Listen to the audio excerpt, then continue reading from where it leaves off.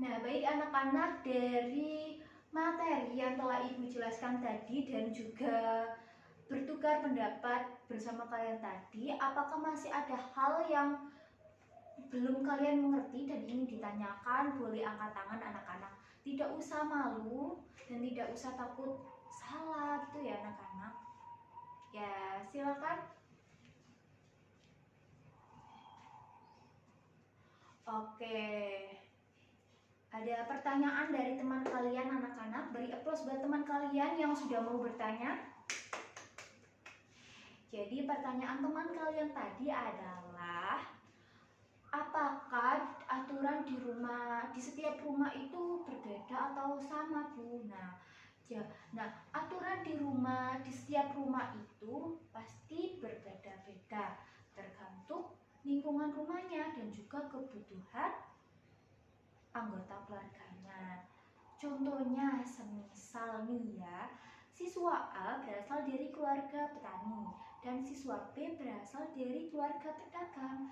Nah, bentuk aturan di rumah biasanya ketika membantu orang tua, yaitu siswa A atau yang berasal dari keluarga petani, biasanya membantu seperti mengirimkan makanan ke sawah. Sedangkan siswa B, aturan di rumahnya ketika dia berasal dari keluarga pedagang, yaitu dia biasanya ikut membantu berjualan di pasar. Jadi dia biasanya bangun pagi, kemudian ikut apa ya namanya itu, kayak membeli di, kan biasanya ketika kita di pasar, kalau kita berjualan di pasar, sebelum itu kan kita pula ya, kalau bahasa daerah ibu itu namanya pulaan.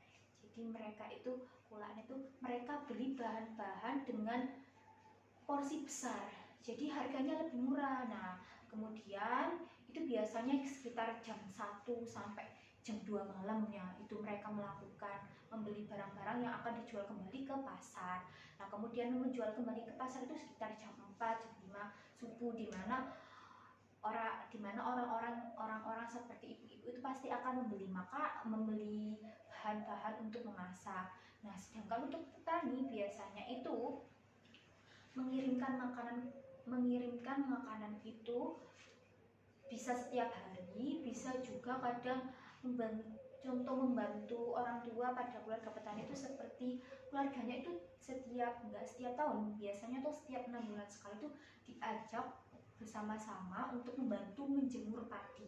Nah, menjemur padi kan banyak ya, kalau orang petani itu menjemur padinya bisa 4 atau 5 karung. Nah, itu pasti kan butuh tenaga yang banyak. Kalau hanya ayahnya saja atau sama ibunya saja kan kurang. Jadi biasanya seluruh anggota keluarganya itu diajak untuk menjemur padi.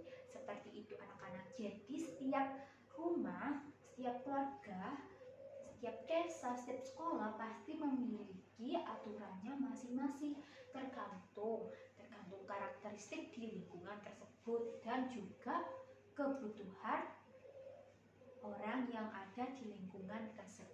Begitu. Apakah sudah menjawab? Nah, ya sudah. Alhamdulillah kalau sudah ya.